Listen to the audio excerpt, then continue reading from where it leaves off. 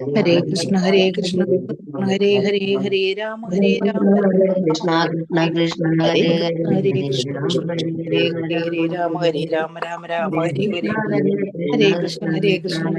ഹരേ ഹരേ രാമ ഹരേ രാമ ഹരേ രാമ ഹരേ ഹരേ ഹരേ രാമ രാമ രാമ ഹരേ ഹരേ കൃഷ്ണ ഹരേ ഹരേ കൃഷ്ണ ഹരേ കൃഷ്ണ കൃഷ്ണ ഹരേ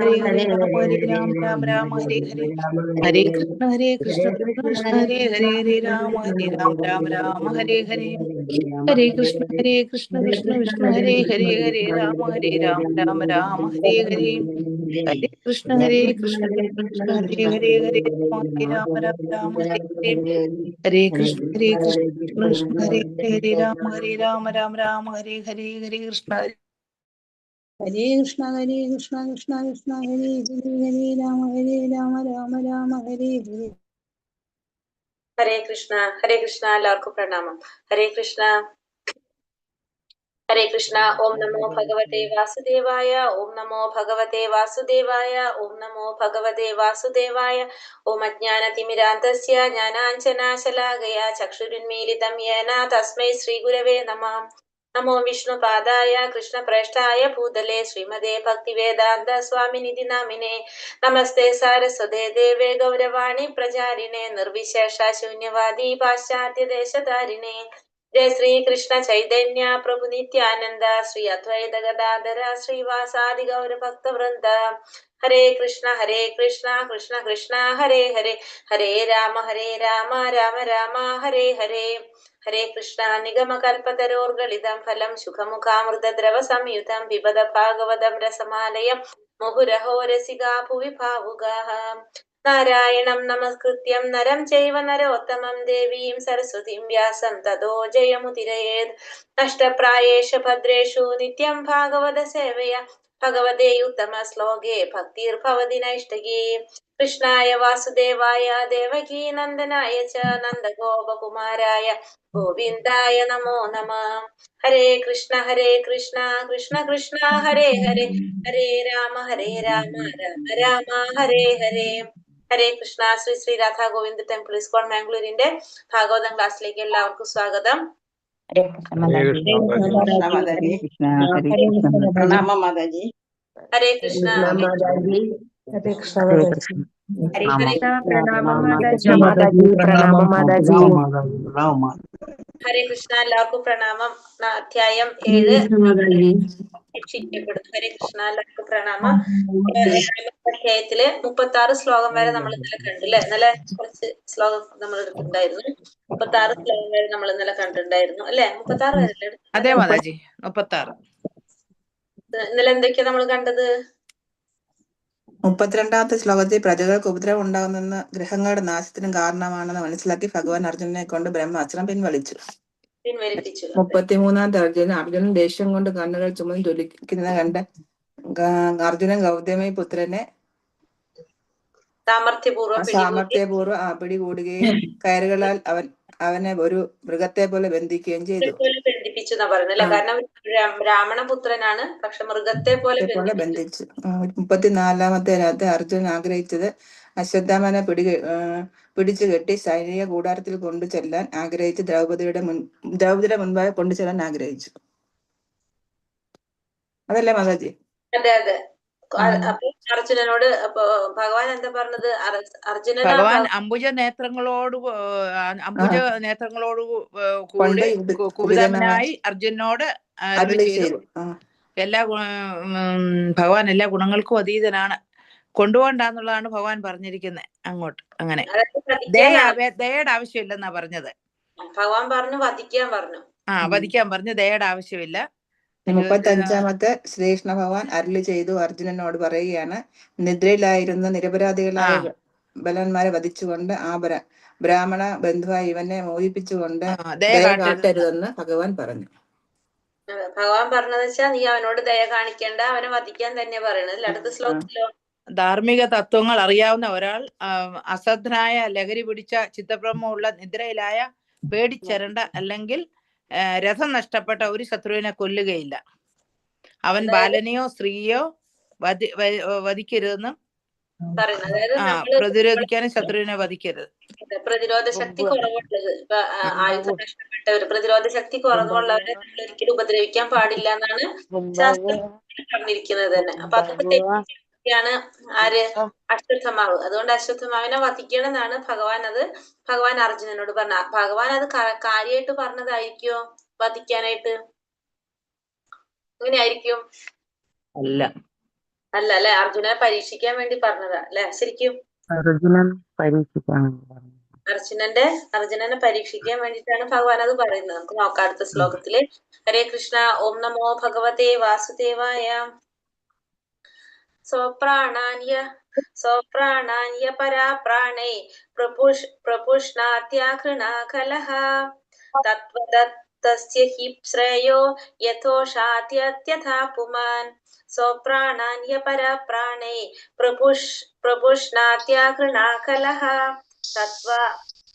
തത്വദത്തസ്യ he ശ്രേയോ യഥോഷാത്യത്യഥാ പുമാൻ. ഹരേ കൃഷ്ണ. ചൊല്ലിക്കോളൂ.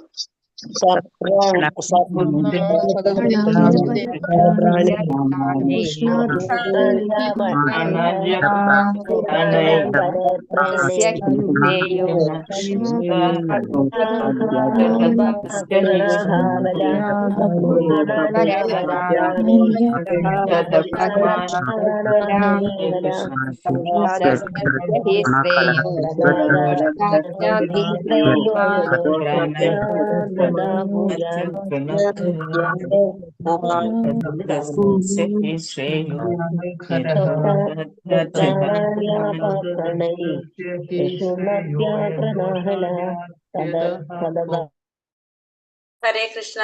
സ്വപ്രാണൻ ഒരുവന്റെ, സ്വജീവൻ, ആരാണോ, പരപ്രാണഹി മറ്റുള്ളവരുടെ ജീവനെടുത്ത്, പ്രപുഷ്ണാതി ഉചിതമായി സംരക്ഷിക്കുന്നു, അഘൃണ ലജ്ജയില്ലാത്ത, കലഹ നികൃഷ്ടനായ, തത്വത അവനെ വധിക്കുന്നത്, തസ്യ അവന്റെ, ഹി നിശ്ചയമായും, ശ്രേയഃ നന്മയ്ക്കായി, യത് ഏതിനാൽ, ദോഷത്താൽ, യാതി പോകുന്നു, അഥഃ താഴോട്ട്, പൂമാൻ ഒരു വ്യക്തി. വിവർത്തനം ഭാവാർത്ഥം. ശ്രീല പ്രഭുപാദിക്ക് ജയ്. വിവർത്തനം. മറ്റുള്ളവരുടെ ജീവനെ അപഹരിച്ച് അസ്തിത്വം സംരക്ഷിക്കുന്ന നിഷ്ഠൂരനും നികൃഷ്ടനുമായ ഒരാൾ അവന്റെ തന്നെ നന്മയ്ക്കായി വധിക്കപ്പെടാൻ അർഹനാണ്. അല്ലാത്ത പക്ഷം സ്വകർമ്മത്താൽ അവൻ നിശ്ചയമായും അധപതിപ്പിക്കും. എന്താ പറയണത്? മറ്റുള്ളവരുടെ ജീവനെ അപഹരിച്ച് സ്വന്തം അസ്തിത്വം സംരക്ഷിക്കാനായിട്ട് ശ്രമിക്കുന്ന നിഷ്ഠൂരനും നികൃഷ്ടനുമായ ഒരു വ്യക്തി അവന്റെ തന്നെ നന്മയ്ക്കായിട്ട് വധിക്കപ്പെടാനായിട്ട് അർഹനാണ്. അല്ലാത്ത പക്ഷം സ്വന്തം കർമ്മത്താൽ അവൻ നിശ്ചയമായും അധപതിക്കും. അപ്പോ സ്വന്തം ജീവൻ രക്ഷിക്കാൻ വേണ്ടിയിട്ട് മറ്റുള്ളവരുടെ ജീവൻ എടുക്കുന്ന ഒരു വ്യക്തി, അത് നികൃഷ്ടനായ ഒരു വ്യക്തി സ്വന്തം നന്മയ്ക്ക് തന്നെ അവനെ വധിക്കുന്നത് നല്ലതാണെന്നാ പറയുന്നത്. സ്വന്തം നന്മയ്ക്ക്. കാരണം എന്താണ്? അങ്ങനെ നിഷ്ഠൂരമായ അല്ലെങ്കിൽ നികൃഷ്ടമായ ഒരു പ്രവൃത്തി ചെയ്താൽ സ്വാഭാവികമായിട്ടും അവൻ എന്താവും? അവൻ അധപതിച്ചു പോകും. അപ്പൊ അതിനേക്കാളും നല്ലതെന്താണ്? അവന്റെ നന്മയ്ക്ക് വേണ്ടിയിട്ട് അവനെ വധിക്കുന്നത് തന്നെയാണ് നല്ലത് എന്നാണ് ഇവിടെ പറയുന്നത്. ഒരു ജീവന് പകരം മറ്റൊരു ജീവൻ എന്നത് നിഷ്ഠൂരമായും ലജ്ജയില്ലാതെയും മറ്റൊരുവന്റെ ജീവൻ കവർന്ന് സ്വയം ജീവിക്കുന്ന ഒരു വ്യക്തിക്ക് ന്യായമായ ശിക്ഷയാണ്. ഒരു ജീവന് പകരം മറ്റൊരു ജീവൻ എന്നത് നിഷ്ഠൂരമായും ലജ്ജയില്ലാതെ മറ്റൊരുവന്റെ ജീവൻ കവർന്ന് സ്വയം ജീവിക്കാൻ ഒതുങ്ങുന്ന ഒരു വ്യക്തി, അങ്ങനെയുള്ള വ്യക്തിക്കുള്ള ന്യായമായ ശിക്ഷ എന്താണ്? നമ്മളെ സ്വന്തം ജീവൻ രക്ഷിക്കാൻ വേണ്ടി വേറൊരു ജീവിയുടെ ജീവൻ എടുക്കുക. ആ വ്യക്തിക്ക് ന്യായമായ ശിക്ഷ എന്താണ്? മരണം തന്നെയാണ്. ക്രൂരനായ ഒരു വ്യക്തിയെ നരകത്തിൽ പോകുന്നതിൽ നിന്ന് രക്ഷിക്കുവാനായി അവനെ വധശിക്ഷയ്ക്ക് വിധേയനാക്കുക എന്നതാണ് രാഷ്ട്രീയ സദാചാരം. നമുക്കറിയാലോ, ഒരു വ്യക്തി ഒരാളെ വധിച്ചു കഴിഞ്ഞാല് ആ വ്യക്തിക്ക് വിധിക്കുന്നത് എന്താണ്? വധശിക്ഷ വിധിക്കുക. അതാണ് നമ്മുടെ നമ്മളതിൽ പറഞ്ഞത്, നമ്മളെ സമൂഹത്തിൽ പറഞ്ഞിരിക്കുന്നത് നീതി. സർക്കാർ ഒരു കൊലയാളിയെ വധശിക്ഷയ്ക്ക് വിധേയനാക്കുന്നത് കൊലയാളിയുടെ നന്മയ്ക്കായിട്ടാണ്. എന്തെന്നാൽ അടുത്ത ജന്മത്തിൽ അവന്റെ കൊലപാതക കൃത്യത്തിന് അവന് ശിക്ഷ അനുഭവിക്കേണ്ടതായി വരുന്നില്ല. അത്തരം മൃത്യുദണ്ഡന ഒരു കൊലയാളിക്ക് നൽകാവുന്ന ഏറ്റവും കുറഞ്ഞ ശിക്ഷയാകുന്നു. ജീവൻ എന്ന തത്വം അനുസരിച്ച് രാജാവിനാൽ ശിക്ഷിക്കപ്പെടുന്ന വ്യക്തികൾ സ്വർഗപ്രാപ്തിക്ക് പോലും യോഗ്യരായേക്കാവുന്ന തരത്തിൽ എല്ലാവിധ പാപങ്ങളിൽ നിന്നും ശുദ്ധരായി തീരുന്നെന്ന് സ്മൃതി ശാസ്ത്രങ്ങളിൽ പ്രസ്താവിക്കപ്പെടുന്നു. അപ്പോ ഒരു എന്താ പറയുന്നത്, കൊലയാളി, ഒരു കൊലയാളിയെ വധശിക്ഷയ്ക്ക് വിധേയനാക്കുന്നത് കൊണ്ടുള്ള ഗുണം എന്താണ്? അവന് ആ ചെയ്ത ശിക്ഷ ഈ ഒരു ജന്മത്തിൽ തന്നെ അനുഭവിച്ച് കഴിഞ്ഞു കഴിഞ്ഞാല് പിന്നെ ആ ചെയ്തതിന്റെ, ആ കൊലപാതക കൃത്യത്തിന്റെ ശിക്ഷ വീണ്ടും അവൻ അനുഭവിക്കേണ്ടതായിട്ട് വരുന്നില്ല. അത്തരം മൃത്യുദണ്ഡന ഒരു കൊലയാളിക്ക് നൽകാവുന്ന ഏറ്റവും കുറഞ്ഞ ശിക്ഷയാണ് ഈ പറയുന്നത്. ജീവൻ എന്ന തത്വം അനുസരിച്ച് രാജാവിനാൽ ശിക്ഷിക്കപ്പെടുന്ന വ്യക്തികൾ സ്വർഗപ്രാപ്തിക്ക് പോലും യോഗ്യരായേക്കാവുന്ന തരത്തിൽ എല്ലാവിധ പാപങ്ങളിൽ നിന്നും ശുദ്ധരായിത്തീരുന്നെന്ന് സ്മൃതി ശാസ്ത്രങ്ങളിൽ പ്രസ്താവിക്കപ്പെടുന്നു. അപ്പൊ ഒരു കൊലയാളി ഒരു കൊലപാതകം ചെയ്ത് ആ വ്യക്തിക്ക് വധശിക്ഷ വിധിച്ചു കഴിഞ്ഞാൽ, അപ്പൊ അത് ഒരു ജീവന് പകരം വേറൊരു ജീവൻ എന്നൊരു തത്വം അനുസരിച്ച് അങ്ങനെ ശിക്ഷിക്കപ്പെട്ട് കഴിഞ്ഞാൽ സ്വർഗപ്രാപ്തിക്ക് പോലും പിന്നെ യോഗ്യരാകുന്ന തരത്തിൽ ആ പാപം ഇല്ലാതായിത്തീരുന്നെന്ന് സ്മൃതി ശാസ്ത്രങ്ങളിൽ പ്രസ്താവിക്കപ്പെട്ടിട്ടുണ്ട്. പൗരധർമ്മ സംഹിതയുടെയും ധാർമ്മിക തത്വങ്ങളുടെയും ശ്രേഷ്ഠ രചയിതാവായ മനുവിന്റെ മതമനുസരിച്ച് മൃഗത്തെ വധിക്കുന്നവനെ പോലും കൊലയാളിയായി പരിഗണിക്കേണ്ടതാകുന്നു. അപ്പൊ നമ്മുടെ മനുസ്മൃതി അനുസരിച്ച് എങ്ങനെയാ പറയണത്? ഒരു മൃഗത്തെ വധിച്ചാൽ പോലും അയാൾ ആരാണ്? കൊലയാളിയാണ്. എന്തെന്നാൽ സംസ്കാര സമ്പന്നനായ വ്യക്തിയെ ഉദ്ദേശിച്ചിട്ടുള്ളതല്ല മൃഗഭക്ഷണം. അപ്പൊ മൃഗഭക്ഷണം എന്ന് പറയുന്നത് ഒരു സംസ്കാര സമ്പന്നനായ വ്യക്തിയെ ഉദ്ദേശിച്ചിട്ടുള്ളതല്ല മൃഗഭക്ഷണം. മനുസ്മൃതി അനുസരിച്ച് മൃഗഭക്ഷണം കഴിക്കുന്നവർ, ആ മൃഗഭക്ഷണം കഴിക്കുന്നവരും ആരാണ്? കൊലയാളികളാണ്. അപ്പൊ അവരും കൊലയാളികളായിട്ടാണ് അവരെയും പരിഗണിക്കുന്നത്. അവന്റെ പ്രഥമ കർത്തവ്യം ഭഗവത് സന്നിധിയിലേക്ക് മടങ്ങി ചൊല്ലുന്നതിന് സ്വയം തയ്യാറെടുക്കുക എന്നതാണ്. അപ്പൊ ഒരു മനുഷ്യന്റെ പരമമായ ധർമ്മം നമുക്കറിയാം, ഭഗവത് സന്നിധിയിലേക്ക് മടങ്ങി ചെല്ലാൻ വേണ്ടിയിട്ട് തയ്യാറെടുക്കുക എന്നുള്ളതാണ് പരമമായ ധർമ്മം. നമുക്ക് തിരിച്ച് ഭഗവത് സന്നിധിയിലേക്ക് പോകാം. ഒരു മൃഗത്തെ കൊല്ലുന്ന പ്രവൃത്തിയിൽ ഒരു സംഘം പാപികളുടെ ക്രമമായ ഗൂഢാലോചനയുണ്ടെന്ന് മനുസ്മൃതിയിൽ പറഞ്ഞു. അപ്പൊ മനു പറയുന്നത് എന്താണ്?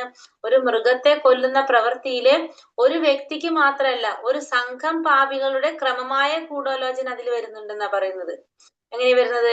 ഗൂഢാലോചനയിൽ പങ്കുചേർന്ന് സംയുക്തമായി നരഹത്യ ചെയ്തവരെ എന്ന പോലെ ഇവരെല്ലാവരും തന്നെ കൊലയാളികളായി ശിക്ഷിക്കപ്പെടാൻ ബാധ്യതയുള്ളവരെന്ന് അദ്ദേഹം അഭിപ്രായപ്പെടുന്നു. അപ്പൊ നമ്മള് ഒരു നരഹത്യ ചെയ്യാനായിട്ട്, ഒരു മനുഷ്യനെ വധിക്കാനായിട്ട് നമ്മൾ എപ്രകാരമാണോ ഗൂഢാലോചന നടത്തിയിട്ട് നമ്മൾ ആ ഒരു കൃത്യം നിർവഹിക്കുന്നത്, അതേപോലെ തന്നെ എന്താണ്, കൊലയാളികളായി ശിക്ഷിക്കപ്പെടാൻ ബാധ്യസ്ഥരാണ് എന്ത് ചെയ്യുന്നത്? ഈ മൃഗത്തെ കൊല്ലുന്നതിൽ ഗൂഢാലോചന നടത്തുന്നത് എന്നാണ് ഇവിടെ പറയുന്നത്. എന്താണ് പറയുന്നത്? കൊലയാളികളായി ശിക്ഷിക്കപ്പെടാൻ ബാധ്യസ്ഥരാകുമെന്ന് അദ്ദേഹം അഭിപ്രായപ്പെടുന്നു. എങ്ങനെയാണ്? അനുവാദം നൽകുന്നവൻ, മൃഗത്തെ വധിക്കുന്നവൻ, കൊല്ലപ്പെട്ട മൃഗത്തെ വിൽക്കുന്നവൻ, മൃഗത്തെ പാകം ചെയ്യുന്നവൻ, മൃഗഭക്ഷണം വിതരണം ചെയ്യുന്നവൻ, അവസാനം അത്തരം പാകം ചെയ്ത മാംസം ഭക്ഷിക്കുന്നവൻ എല്ലാം കൊലയാളികളാണ്. അപ്പൊ 6 തരത്തിലാണ് ഇവിടെ നടക്കുന്നത്. എന്താ പറയാ, ശിക്ഷ നടപ്പാക്കേണ്ട രീതിയിൽ ഗൂഢാലോചന നടത്തുന്നതിൽ 6 പേരെയാണ് ഉൾപ്പെടുത്തിയിരിക്കുന്നത്. ആരൊക്കെയാണ്? മൃഗഭക്ഷണത്തെ ഫസ്റ്റ് എന്നുള്ള മൃഗത്തെ വധിക്കുന്നവൻ, അനുവാദം നൽകുന്നവൻ. ഒന്ന്, ആ മൃഗത്തെ വധിക്കാനായിട്ട് അനുവാദം, അതായത് നമ്മളൊരു മൃഗത്തെ വിൽക്കാണ്, കൊല്ലാൻ വേണ്ടിയിട്ട് നമ്മൾ കൊടുക്കുകയാണെങ്കിൽ ആ കൊടുക്കുന്ന വ്യക്തി അനുവാദം നൽകുന്ന വ്യക്തിയാണല്ലോ. നമ്മളൊരു വിൽക്കാണ്, നമ്മളിപ്പോ ഒരാടാണെന്ന് വിചാരിക്കും, ഒരു ആടിനെ നമ്മൾ വിൽക്കാണ്. അപ്പൊ അയാള് പിന്നെ മൃഗത്തെ വധിക്കുന്ന മേടിച്ച ആൾ എന്ത് ചെയ്യും?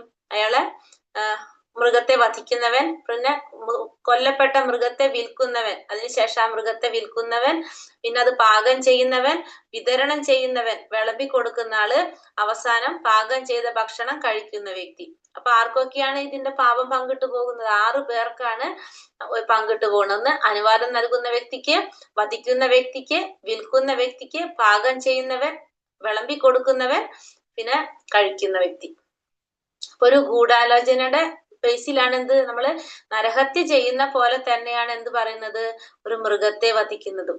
അപ്പൊ ആ മൃഗം അതിന് അനുവാദം നൽകുന്നവനും വധിക്കുന്നവനും, കൊല്ലപ്പെട്ട മൃഗത്തെ വിൽക്കുന്നവനും, പിന്നെ മൃഗത്തെ പാകം ചെയ്യുന്നവനും, ഭക്ഷണം വിതരണം ചെയ്യുന്നവനും, അവസാനം അത് പാകം ചെയ്ത ഭക്ഷണം ഭക്ഷിക്കുന്നവർക്കുമെല്ലാം കൊലയാളികളാണ്. അവരെല്ലാം തന്നെ പ്രകൃതി നിയമത്താൽ ശിക്ഷിക്കപ്പെടാൻ അർഹരാണ്. അപ്പൊ ഇവരെല്ലാവരും ശിക്ഷിക്കപ്പെടാനായിട്ട് അർഹതയുള്ളവരാണ്. അപ്പൊ നമ്മൾ കഴിക്കാതിരുന്നിട്ട് മാത്രം കാര്യമില്ല, നമ്മൾ ഉണ്ടാക്കി കൊടുത്താലും അല്ലെങ്കിൽ വിളമ്പി കൊടുത്താലും നമുക്ക് അതിന്റെ ശിക്ഷ ഉണ്ടാവും എന്ന് പറയണം. അതല്ല, പിന്നെ അത് മാത്രല്ല, അത് വിൽക്കുന്നവന്, വധിക്കുന്നവന്, എന്തൊക്കെയോ പറയണല്ലേ, 6 തരത്തിലാ ചങ്ങല പോണം നോക്കിയേ.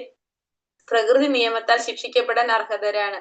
ഭൗതിക ശാസ്ത്രം എത്രയൊക്കെ വികാസം പ്രാപിച്ചാലും ആർക്കും തന്നെ ഒരു ജീവാത്മാവിനെ സൃഷ്ടിക്കാൻ സാധ്യമല്ല. ആകയാൽ ഒരാളുടെ സ്വതന്ത്ര വ്യാമോഹം അനുസരിച്ച് ഒരു ജീവിയെ വധിക്കാൻ ആർക്കും തന്നെ അധികാരമില്ല. എന്തുകൊണ്ടാണ് പറയുന്നത്? നമുക്ക് ആർക്കും ഒരു ജീവാത്മാവിനെ സൃഷ്ടിക്കാനായിട്ട് സാധിക്കില്ല. അപ്പൊ അതുകൊണ്ട് തന്നെ നമ്മുടെ ആഗ്രഹം അനുസരിച്ച് നമുക്കൊരു ജീവിയെ വധിക്കാനുള്ള അധികാരം നമുക്ക് തന്നിട്ടില്ല ഭഗവാൻ. നമുക്ക് ഒരിക്കലും ഒരു ജീവാത്മാവിനെ സൃഷ്ടിക്കാൻ സാധിക്കാത്തതുപോലെ നമുക്ക് എന്ത് ചെയ്യാൻ പറ്റുന്നില്ല, നമുക്ക് പാടില്ല, നമുക്കൊരു ജീവിയെ വധിക്കാനും അധികാരമില്ല. മൃഗഭോജികൾക്കായി ധർമ്മശാസ്ത്രങ്ങൾ നിബന്ധനകൾക്ക് വിധേയമായി മാത്രം മൃഗബലി അനുവദിച്ചിരുന്നു. അത്തരം അനുമതികൾ നൽകിയിരിക്കുന്നത് കശാപ്പുശാലകൾ തുറക്കുന്നത് തടയാനാണ്, അല്ലാതെ മൃഗവധത്തെ പ്രോത്സാഹിപ്പിക്കാൻ വേണ്ടിയല്ല. അപ്പോ മൃഗഭോജികൾക്കായിട്ട് ധർമ്മശാസ്ത്രങ്ങള് നിബന്ധനകൾക്ക് വിധേയമായിട്ട് മാത്രം മൃഗബലി അനുവദിച്ചിരുന്നു. അതായത് എങ്ങനെയാണ് യജ്ഞങ്ങളൊക്കെ നടത്തുന്ന സമയത്ത് അല്ലെ, മൃഗബലിയൊക്കെ നടത്തുന്ന അങ്ങനത്തെ ഒരു സംഭവം ഉണ്ടായിരുന്നു പണ്ട്. ഒരു സിസ്റ്റം ഉണ്ടായിരുന്നു. അതെങ്ങനെയാണ്? മന്ത്രോച്ചാരണത്തിലൂടെ നമ്മൾ ഹോമങ്ങളും അതൊക്കെ ചെയ്തിട്ടാണ് അത് ചെയ്തിരുന്നത്. അപ്പൊ ആ മൃഗത്തിന് എന്താ സംഭവിക്കുന്നത് അവിടെ? ആ മൃഗത്തിന് നമ്മൾ പറഞ്ഞ ഒരു ചക്രത്തിൽ കൂടെ പോകാതെ തന്നെ എന്ത് കിട്ടാണ്? പെട്ടെന്ന് തന്നെ അടുത്ത നല്ലൊരു ജന്മം കിട്ടാണ് ചെയ്യുന്നത്. അപ്പൊ അത് ചെയ്യുന്നത് എങ്ങനെയാണ്? കുറെ ശാസ്ത്രപ്രകാരം കുറെ മന്ത്രങ്ങളൊക്കെ ചെയ്തിട്ടാണ് ആ ഒരു രീതിയിലേക്ക് പോയിട്ടുണ്ടായിരുന്നത്. അത് നൽകിയിരുന്നതിന് വേണ്ടി മാത്രം ധർമ്മശാസ്ത്രങ്ങൾക്ക് വിധേയമായിട്ടാണ് അത് അനുവദിച്ചിരുന്നത്. അത്തരം അനുമതികൾ നൽകിയിരിക്കുന്നത് കശാപ്പുശാലകൾ തുറക്കുന്നത് തടയാൻ വേണ്ടിയിട്ടായിരുന്നു അത് ചെയ്തിരുന്നത്, അല്ലാതെ മൃഗവധത്തെ പ്രോത്സാഹിപ്പിക്കാൻ വേണ്ടിയല്ല അത് ചെയ്തിരുന്നത്. ധർമ്മശാസ്ത്രങ്ങളിൽ അനുവദിച്ചിട്ടുള്ള നടപടിക്രമങ്ങൾക്കനുസരിച്ചുള്ള മൃഗബലി ബലിയർപ്പിക്കപ്പെടുന്ന മൃഗത്തിനും ബലിയർപ്പിച്ച മൃഗഭോജകനും നന്മ വരുത്തുന്നതാണ്. അത്തരത്തിൽ ചെയ്തിരുന്ന മൃഗബലി, ഈ ശാസ്ത്രപ്രകാരം ചെയ്തിരുന്ന മൃഗബലി എങ്ങനെയാണ്? ബലിയർപ്പിക്കപ്പെടുന്ന മൃഗത്തിനും അതുകൊണ്ട് എന്തുണ്ട്? പ്രയോജനം ഉണ്ടായിരുന്നു. അർപ്പിക്കുന്ന വ്യക്തിക്കും നന്മ വരുത്തുന്ന തരത്തിലാണ് നമ്മൾ ഈ പറഞ്ഞ ശാസ്ത്രത്തിൽ പറഞ്ഞിരുന്നത്. ബലിപീഠത്തിൽ ബലിയർപ്പിക്കപ്പെടുന്ന മൃഗം തൽക്ഷണം മനുഷ്യജന്മത്തിലേക്ക് ഉയർത്തപ്പെടുന്നത്. നമ്മള് ആ ചക്രത്തിലൊന്നും പെടാതെ നമുക്ക് എന്താണ് പെട്ടെന്ന് തന്നെ എന്തിലേക്ക് കടക്കാൻ സാധിക്കും? മനുഷ്യജന്മത്തിലേക്ക് കടക്കാനായിട്ട് സാധിക്കും. ആ അർത്ഥത്തിൽ ആ ബലിമൃഗത്തിന് നന്മയാണ് ഉണ്ടാകുന്നത്. മാത്രമല്ല മൃഗഭോജികളെ ഘോരതരമായ പാപങ്ങളിൽ നിന്നും സമൂഹത്തിനും രാജ്യത്തിനും പൊതുജനങ്ങൾക്കും എല്ലാവിധ ഭൗതിക പീഡനങ്ങൾക്കും വിളനിലമായ ഘോരമായ സംഘടിത കശാപ്പുശാലകൾ വിതരണം ചെയ്യുന്ന മാംസം ഭക്ഷിക്കുക എന്ന പാപം ആ മൃഗഭോജികളെ അത്തരത്തിലുള്ള ഘോരമായ പാപങ്ങളിൽ നിന്ന് രക്ഷിക്കുകയും ചെയ്യുന്നു. ഭൗതിക ലോകം തന്നെ സ്വതവേ സദാ ഉത്കണ്ഠാഭരിതമായ സ്ഥലമാകുന്നു. കശാപ്പിനെ പ്രോത്സാഹിപ്പിക്കുക വഴി മുഴുവൻ അന്തരീക്ഷവും യുദ്ധം, വിനാശകരമായ മഹാരോഗം, ക്ഷാമം എന്നിങ്ങനെ അനേക വിധങ്ങളായ അത്യാഹിതങ്ങളാൽ അധികതരമായി ദുഷിതമാക്കപ്പെടുന്നു.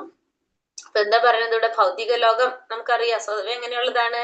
ഉത്കണ്ഠാഭരിതമായിട്ടുള്ളൊരു സ്ഥലമാണ് ഭൗതിക ലോകം. അപ്പൊ ഈ മൃഗകശാപ്പിനെ പ്രോത്സാഹിക്കുന്നത് വഴി നമ്മൾ അന്തരീക്ഷം മുഴുവൻ എങ്ങനെയാ വരുന്നത് പറഞ്ഞത്? വിനാശകരമായിട്ടുള്ള മഹാരോഗങ്ങള്, ക്ഷാമം, പിന്നെ യുദ്ധം എന്നിങ്ങനെ വിവിധങ്ങളായിട്ടുള്ള അത്യാഹിതങ്ങളാൽ അധികതരമായി ദൂഷിതമാകുന്നു. അപ്പൊ വീണ്ടും ഓൾറെഡി ഭൗതിക ലോകം എങ്ങനെയാണ്? ദുഃഖാലയമാണ്.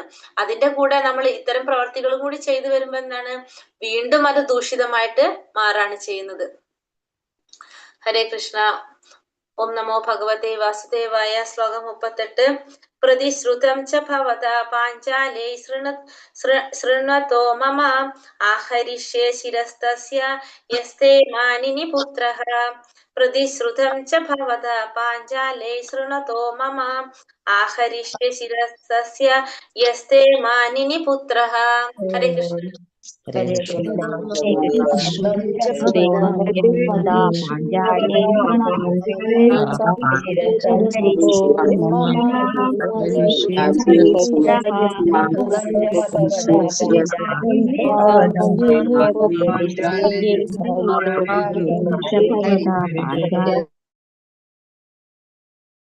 ഹരേ കൃഷ്ണ. പ്രതിശ്രുതം ഇത് വാഗ്ദാനം ചെയ്യപ്പെട്ടിരിക്കുന്നു. ഭവത ഭഗവാനാൽ പാഞ്ചാലി പാഞ്ചാല രാജാവിന്റെ പുത്രി അതായത് ദ്രൗപദി, ശൃണ്വതഃ ശ്രവിച്ചത്, മമ എന്നാൽ സ്വയം, ആഹരിഷേ ഞാൻ നിശ്ചയമായും കൊണ്ടുവരും, ശിരഃ ശിരസ്, തസ്യ അവന്റെ, യ ആരാണോ, തേ നിന്റെ, മാനിനി നിരൂപിക്കുക, പുത്രഃ നിന്റെ പുത്രന്മാരുടെ, ഘാതകൻ വിവർത്തനം. മാത്രമല്ല അവളുടെ പുത്രന്മാരുടെ ഘാതകന്റെ ശിരസ് സമ്മാനിക്കുമെന്ന് നീ ദ്രൗപദിക്ക് വാഗ്ദാനം ചെയ്തത് ഞാൻ സ്വയം ശ്രവിച്ചതാണ്. അപ്പൊ ഭഗവാൻ പറയുന്നതാണ് അല്ലെ ഇത്. അപ്പൊ എന്താ ഭഗവാൻ പറഞ്ഞത്? അശ്വത്ഥമാവിനെ വധിക്കണം എന്നാണ് ഭഗവാൻ പറഞ്ഞത്. കാരണം ഉറങ്ങിക്കിടന്ന ആ ബാലകന്മാരെ വധിക്കുന്നത് ശരിയായൊരു നടപടിയല്ലായിരുന്നു. അപ്പൊ അത് ചെയ്തതാണ്. കാരണം പ്രതിരോധിക്കാൻ ശേഷിയില്ലാതെ ഉറങ്ങിക്കിടക്കുന്ന സമയത്ത് ചെയ്തത് കൊടും ക്രൂരകൃത്യാണ് ചെയ്തത്. അതുകൊണ്ട് അവനെ വധിക്കേണ്ടതാണെന്ന് പറഞ്ഞു. അതിനുശേഷം പിന്നെയും എന്താ പറഞ്ഞത്? ഭഗവാൻ പറഞ്ഞു, ഇപ്പൊ നമ്മൾ ഈ പറഞ്ഞ ഇത്തരത്തിലുള്ള പ്രവർത്തികൾ ചെയ്യുന്നവരൊക്കെ ആ വധശിക്ഷയ്ക്ക് അർഹരാവേണ്ടവരാണ്. ഇതില് പറയാണ്, മാത്രമല്ല നീ എന്ത് ചെയ്തിട്ടുണ്ട്? നീ ദ്രൗപദിക്ക് വാഗ്ദാനം ചെയ്തത് ഞാൻ സ്വയം ശ്രവിച്ചതാകുന്നു എന്നാ പറഞ്ഞ. ഭഗവാൻ കേട്ടതാണ്. ആ പുത്രന്മാരുടെ ഘാതകന്റെ ശിരസ് ദ്രൗപദിക്ക് സമ്മാനിക്കുമെന്ന് നീ വാഗ്ദാനം ചെയ്തത് ഞാൻ സ്വയം ശ്രവിച്ചതുമാകുന്നു എന്ന് ഭഗവാൻ അർജുനനോട് പറയാണ്. അടുത്ത ശ്ലോകത്തിൽ എന്താ പറയുന്നത്? ശ്ലോകം 39. തദസൗവത്യതാം പാപ ആദതായാത്മബന്ധുഃ കർത്തുശ്ച വിപ്രിയം വീര കൃതവാൻ കുലപാംസനഃ. തദസൗവത്യതാം പാപ ആദതായാത്മബന്ധുഃ കർത്തുശ്ച വിപ്രിയം വീര കൃതവാൻ കുലപാംസനഃ. ചൊല്ലിക്കോളൂ.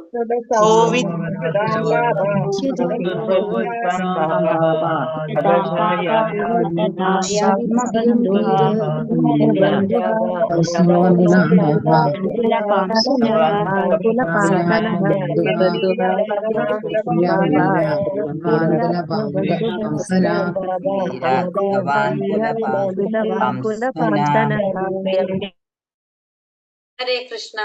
തത് ആകയാൽ, അസൗ ഈ വ്യക്തി, വത്യഥാം നിശ്ചയമായും വധിക്കപ്പെടണം, പാപഹ പാപി, ആദതായി അക്രമി, ആത്മ സ്വയം, ബന്ധുഹ പുത്രന്മാരുടെ ഘാതകൻ, ഭർത്തു യജമാനന്റെ, ച വിപ്രിയം സംതൃപ്തനാക്കിയില്ല, വീര അല്ലയോ യോദ്ധാവേ, കൃതവാൻ ഇപ്രകാരം പ്രവർത്തിച്ചവൻ, കുലപാംസനഃ കുലത്തിലെ കരിഞ്ഞ അവശിഷ്ടം. വിവർത്തനം ഭാവാർത്ഥം ശ്രീല പ്രഭുപാദിക്ക് ജയ്. ഇവിടെ എന്താ പറയണത്? ഈ വ്യക്തി അക്രമിയാണ്. അപ്പൊ എന്താ പറയാ, അർജുനൻ ഓൾറെഡി ദേഷ്യാണ് അല്ലെ. അപ്പൊ ഭഗവാൻ വീണ്ടും അതൊന്ന് കൂട്ടിക്കൊടുക്കാണ്. ഭഗവാന്റെ ലക്ഷ്യം എന്താണ്? അർജുനന്റെ മനസ്സിലെ യഥാർത്ഥ ആഗ്രഹം അതെന്താണ്, അർജുനൻ എന്താണ് ചെയ്യാൻ പോകുന്നത് എന്നുള്ളത് മനസ്സിലാക്കുക. അതിനു വേണ്ടിയിട്ടാണ് ഭഗവാൻ ഇതൊക്കെ പറയുന്നത്. എന്താ പറയണത്? ഒരു വ്യക്തി അക്രമിയും നിന്റെ കുടുംബാംഗങ്ങളുടെ ഘാതകനുമാണ്. ഈ വ്യക്തി എങ്ങനെയുള്ളതാണ്? അക്രമിയാണ്, നിന്റെ കുടുംബാംഗങ്ങളുടെ ഘാതകനുമാണ്. മാത്രമല്ല തന്റെ യജമാനനെ അസംതൃപ്തനാക്കിയവനുമാകുന്നു. കാരണം ദുര്യോധനന് താല്പര്യമില്ലായിരുന്നു അല്ലെ. ദുര്യോധനന്റെ മുന്നിൽ ഇത് കൊണ്ടുവച്ചപ്പോ ദുര്യോധനൻ എന്താ ചെയ്ത്? വഴക്ക് പറയുക ചെയ്ത്. ദുര്യോധനൻ ഒരിക്കലും അതില് സംതൃപ്തി പ്രകടിപ്പിച്ചിട്ടുണ്ടായിരുന്നില്ല. അപ്പൊ ദുര്യോധനനെ അസംതൃപ്തനാക്കിയവനുമാകുന്നു. അവൻ സ്വകുലത്തിന്റെ കത്തിക്കരിഞ്ഞ അവശിഷ്ടം മാത്രമാണ്. ഉടൻ തന്നെ അവനെ വധിക്കുക. പിന്നെ ശരിക്കും അശ്വത്ഥമാവ് ആരാണ്? ഒരു ബ്രാഹ്മണനാണ്. അപ്പൊ കത്തിക്കരിഞ്ഞ അവശിഷ്ടം എന്ന് പറഞ്ഞ എന്താണ്? ആ ബ്രാഹ്മണ കുലത്തെ മുഴുവനും എന്ത് ചെയ്യാണ് അവിടെ ചെയ്തത്?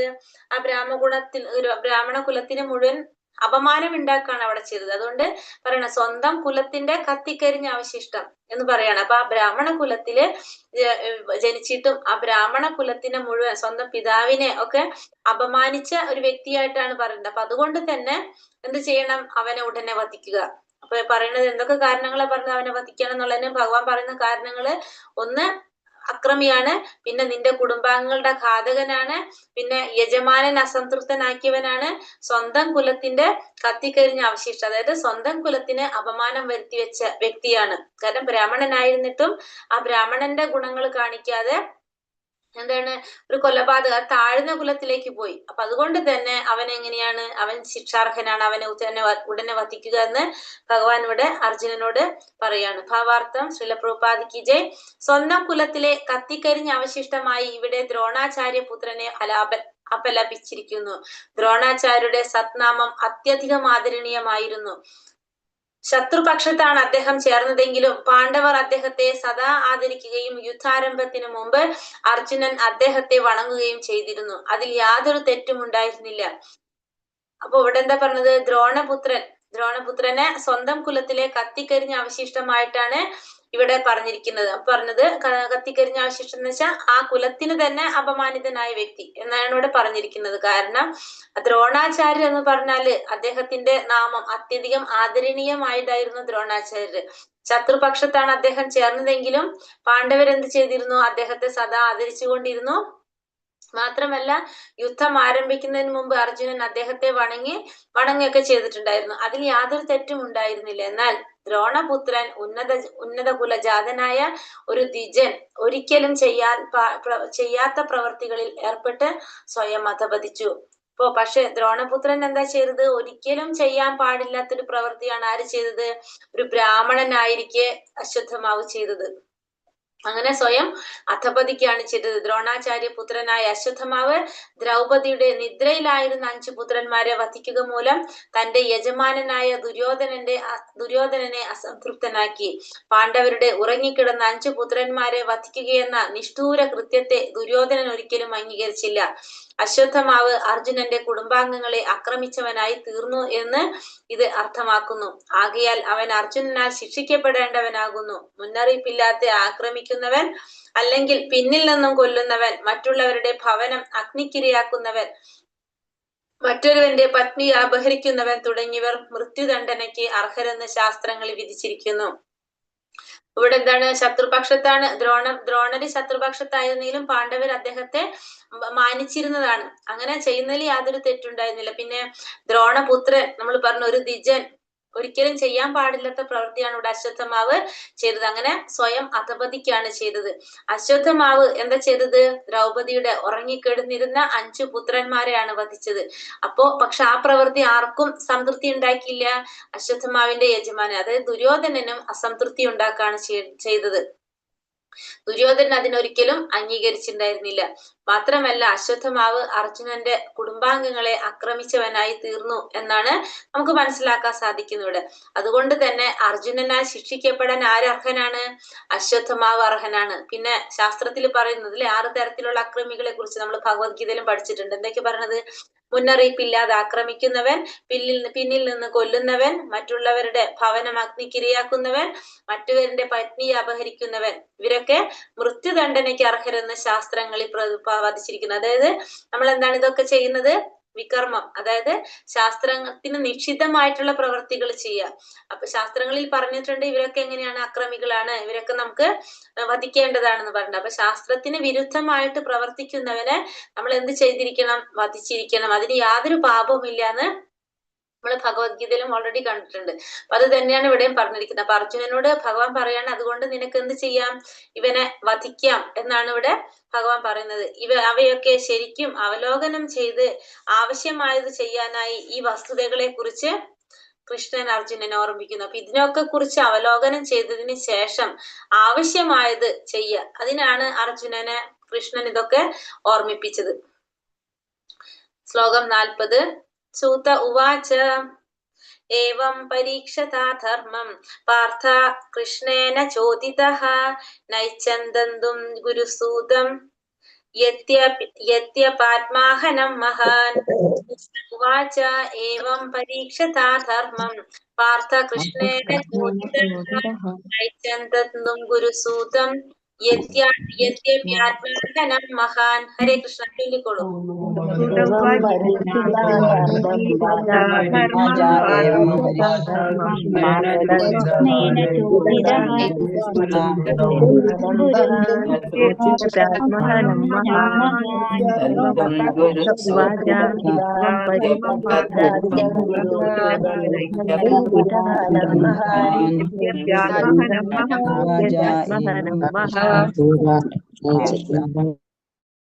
ഹരേ കൃഷ്ണ. അപ്പൊ ഇവിടെ എന്താ സൂതഗോസ്വാമി പറയാണ് അല്ലെ? സൂതഗോസ്വാമി ആർക്കാണ് ഇതൊക്കെ പറഞ്ഞു കൊടുത്തോണ്ടിരിക്കുന്നത്? ഋഷിമാർക്ക് അല്ലെ. സൂത ഗോസ്വാമിയോട് പറയാണ്, ഹരേ കൃഷ്ണ. സൂത ഗോസ്വാമി ഉവാച അരുളി ചെയ്തു, ഏവം ഇത്, പരീക്ഷത പരീക്ഷിക്കയാൽ, ധർമ്മകാര്യത്തിൽ, പാർത്ഥ ശ്രീ അർജുനൻ, കൃഷ്ണ ഭഗവാനാൽ ചോദിത പ്രോത്സാഹിതനായി തീരുക, ഇഷ്ടപ്പെട്ടില്ല, ഹന്തും വധിക്കുക, ഗുരുസുതം സ്വന്തം ആചാര്യന്റെ പുത്രനെ, യദ്യപി എങ്കിലും, ആത്മഹനം പുത്രന്മാരുടെ ഘാതകൻ, മഹാനായ. വിവർത്തനം ഭാവാർത്ഥം. ശ്രീല പ്രഭുപാദിക്ക് ജയ്. വിവർത്തനം. സൂത ഗോസ്വാമി അരുളി ചെയ്തു.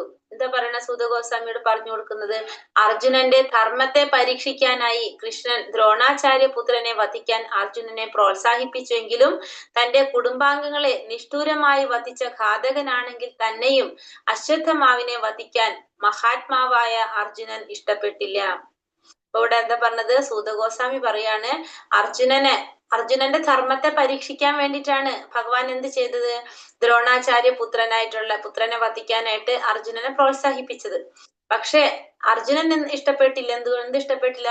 ഗുരുപുത്രനാണ് അല്ലെ, തന്റെ മക്കളുടെ ഘാതകനാണ്, നിഷ്ഠൂരമായി വധിച്ച ഘാതകനാണെങ്കിലും അശ്വത്ഥമാവിനെ വധിക്കാനായിട്ട് അർജുനൻ ഇഷ്ടപ്പെട്ടില്ല. അപ്പൊ ഇവിടെ എന്താ പറഞ്ഞത്? ഭഗവാൻ എന്ത് ചെയ്തു?